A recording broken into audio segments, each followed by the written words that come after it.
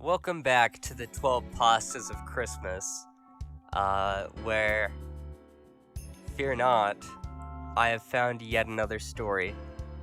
This one simply called Santa Claus. And that's claws as in, like, cat claws, with a W. Anyway, Santa Claus, spelled correctly, the plump bearded man who comes down the chimney at night.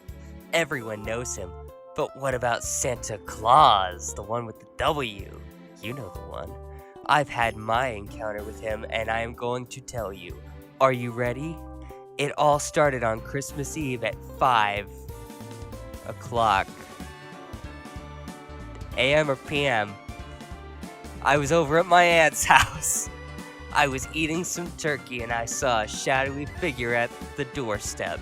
I heard a scream, and it sounded like someone was being murdered. Because we all know what that sounds like, right? Yeah, that's a classic sound.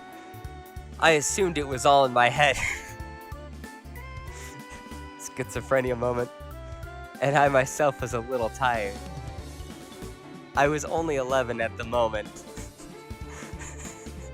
I was only 11 at the moment. Had I been like 12 or 13 that day, you know, it like in that moment, had I been in like the 12-year-old mentality, it would have made sense. But since I was 11 at the moment, I was really dumb. Isn't everybody? I was on my way home and I was really tired. I put cookies and milk for Santa and carrots for the reindeer. Okay? My little sister, Angelica. I only know one Angelica, and she's the one from Rugrats, and she's a bitch. Anyway, was only 6 at the moment. A gun with at the moment.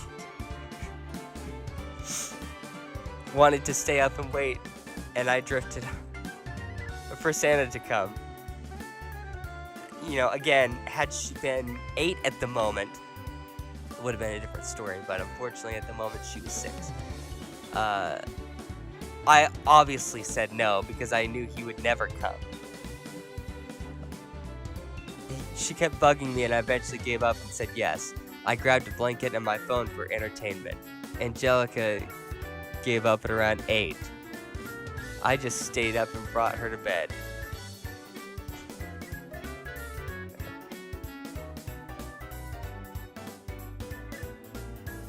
Whoa. Oh, hold on.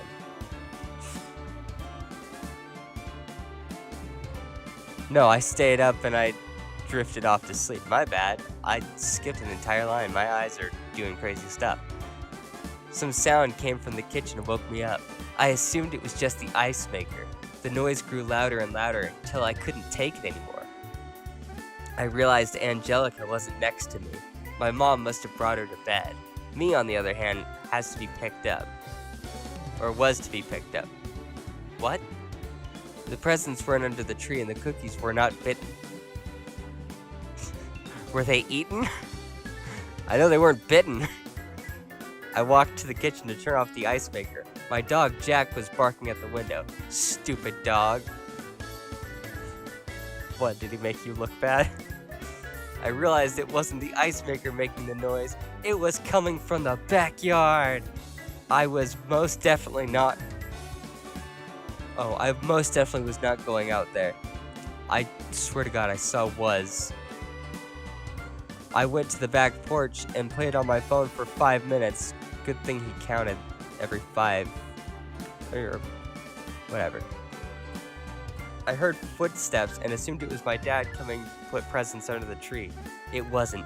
It was a thin, bony man with a hook as big as your computer. Is that a good thing or a bad thing? He was pale and had dark blue eyes, as blue as the ocean at dusk. I'm glad you waited to see what color his eyes were. His hair was dark brown and he had a few gray strands.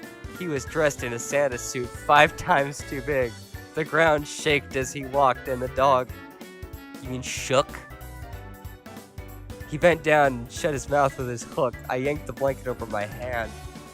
Sorry, my hands were too shaky. Not too shaky, too shaky. There's one O in that too. To call 911. I held my breath for 15 seconds. I let out a large gasp for breath. You can only hold your breath for 15 seconds, you coward? Dot, I think he heard me because I felt him lay the hook on the blanket. He yanked the blanket off me and laid his big blue eyes at me. He stared at me for a few seconds, then took a hold of my shirt and lifted me up. He stated, "Your presents aren't going to be here, and neither are you." I felt a tear roll down my face. He cut my arm and blood dripped on the white blanket. I cried softly and opened my mouth to scream. His only hand without a weapon shut my mouth so hardly I thought my teeth would fall out. A loud muffle came out from my room. I guess my sister heard it because she came down the staircase. Okay. And was in shock. She screamed and it caught his attention. He dropped me in a puddle of my own blood.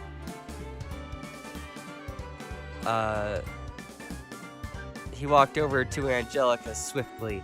I cried to her to run and get Mom, but it was too late. He took a hold of her. I got up and called the police as fast as I could, and I explained the situation, and they were on their way. Angelica screamed, and my mom ran down the stairs. My dad after her with a shotgun from his safe. Good Lord. He shot the man, and the man fell across the room. The blood splattered everywhere, the walls, on the window. It felt like a ride from Seaside Heights. I don't know what that is, but that sounds like way more blood than would come out from a shotgun. I don't know. I'm not the doctor. I don't know how that works.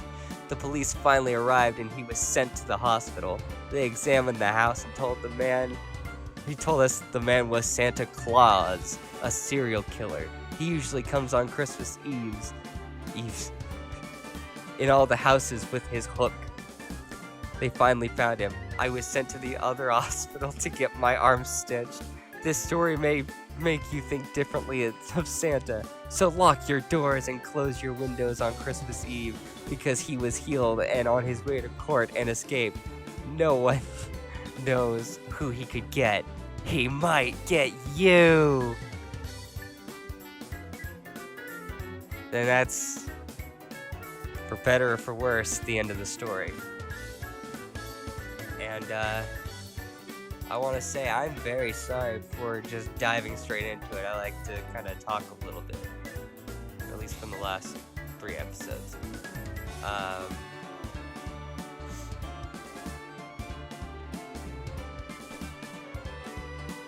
What did you think of it?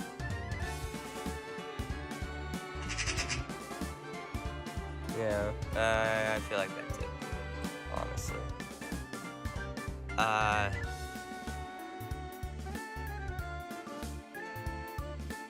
Yeah, that's about it, I guess. I don't know, see you tomorrow for another fantastic troll pasta. I found one that was just called Santa, but that was way too short and silly. You can look it up for yourself, but I don't know if I could get away with doing that one. It seems like it would be too short and possibly controversial. Possibly. Maybe not. I don't know. I don't think it would be a good episode to do because it would be too short. At the very least, I think it would be too short. But don't worry. There will definitely be plenty.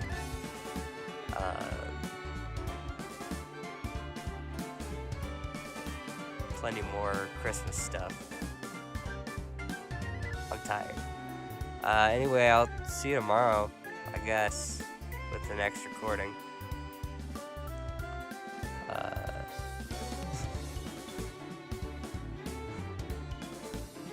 Tomorrow's creepypasta or parody, whatever it is,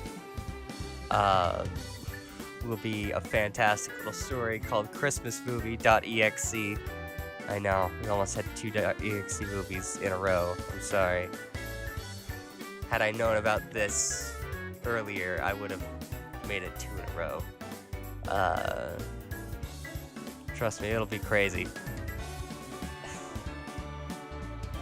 Yeah. That's tomorrow. I'll see you then.